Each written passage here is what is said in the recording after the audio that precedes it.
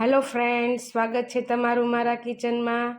તો આજે આપણે બનાવીશું લગ્ન પ્રસંગમાં બનતું રસાવાળા બટેકાનું શાક, એકદમ પરફેક્ટ માપ અને રસોઈયાની સિક્રેટ ટિપ્સ અને ટ્રીક સાથે એકદમ લગ્ન પ્રસંગમાં બને છે તેવું જ બનાવીશું। જો તમે મારી ચેનલ સબસ્ક્રાઈબ ન કરી હોય તો સબસ્ક્રાઈબ કરી લેજો અને ત્યાં આપેલી બેલ આઇકનની ઘંટી જરૂરથી દબાવજો, જેથી તમને મારી આવી નવી અલગ અલગ રેસીપીના નોટિફિકેશન મળતા રહે। તો ચાલો આપણે બટેકાનું શાક બનાવવાનું ચાલુ કરીએ। તેના માટે પહેલાં તેમાં નખાતા બધા મસાલાની એક પેસ્ટ બનાવી લઈશું। એક વાટકામાં આપણે 2 ચમચી લાલ મરચું પાવડર લઈશું, રેગ્યુલર જે આપણે ખાઈએ છીએ। જો તમે તીખું ઓછું ખાતા હો તો 1 ચમચી કાશ્મીરી લાલ મરચું ને 1 ચમચી રેગ્યુલર તીખું મરચું નાખી શકો। 2 ચમચી જેટલો ધાણા જીરું પાવડર લઈશું, અડધી ચમચી જેટલી હળદર લઈશું। મસાલા આપણે અહીં ચડિયાતા નાખીશું, કારણ કે આપણે શાક રસોઈયાની ટિપ્સથી બનાવવાનું છે, એટલે તેમાં મસાલા ચડિયાતા હોય છે।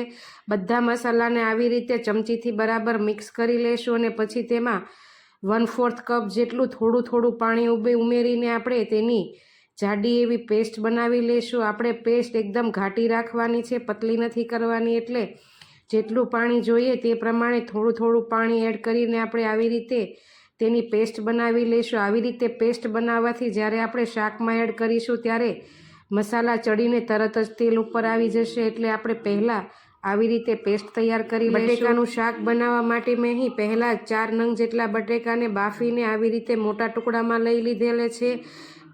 બટેકાનું શાક બનાવવા આપણે અહીં બટેકાના ટુકડા મોટા રાખવાના છે। 2 નંગ જેટલા ટમેટાને આવી રીતે ઝીણા સમારીને લઈ લીધા છે, જેથી તે તેલમાં જલ્દી ચડી જાય। અને આપણી પેસ્ટ અને આ એક સિક્રેટ વસ્તુ, જેમાં લીલી મરચી, ધાણા, ફુદીનો અને આદુની આવી રીતે પેસ્ટ બનાવી લીધી છે।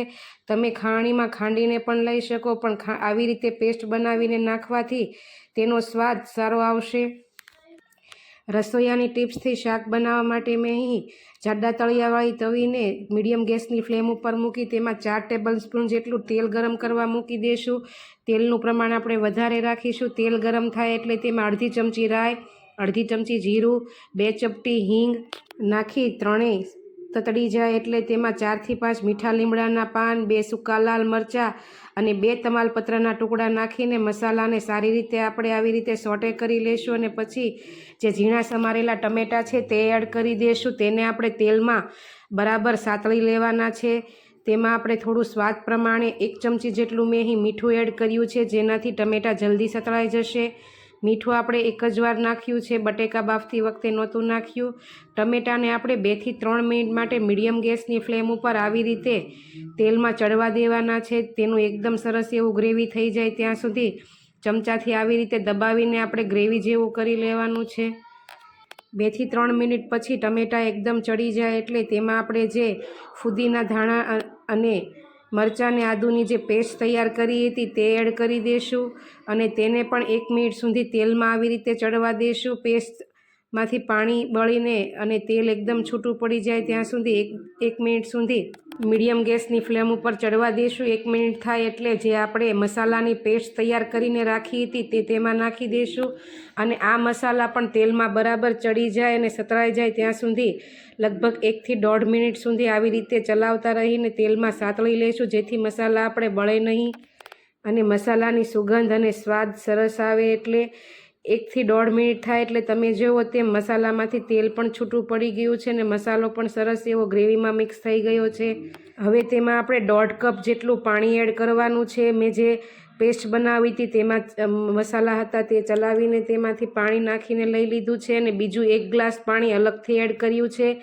બટેકાના શાકમાં રસાનું પ્રમાણ વધારે હોય છે, એટલે આપણે પાણીનું પ્રમાણ વધારે રાખીશું અને જે આપણે પાણી એડ કર્યું છે તેને આપણે મીડિયમ ગેસની ફ્લેમ ઉપર 3 થી 4 મિનિટ માટે ઉકળવા દઈશું। પાણી ઉકળી જાય ને ગ્રેવી આવું થઈ જાય એટલે તેમાં 1 લીંબુનો રસ, 1 ચમચી જેટલી ખાંડ એડ કરીશું, જેનાથી શાકમાં ખટાશ અને ગળપણનું પ્રમાણ બેલેન્સ થશે। અને સ્વાદ વધારવા માટે આપણે અડધી ચમચી જેટલી કસૂરી મેથી અને રસોઈયાના શાકના ટેસ્ટ જેવો ટેસ્ટ લાવવા માટે મેં અહીં અડધી ચમચી જેટલો ગરમ મસાલો એડ કર્યો છે। તમે ન નાખવો હોય તો સ્કીપ પણ કરી શકો અને 3 થી 4 મિનિટ સુધી આપણે આ ગ્રેવીને ઉકળવા માટે મૂકીશું, એટલે તેનો રસો પણ એકદમ ઘટ થઈ જશે।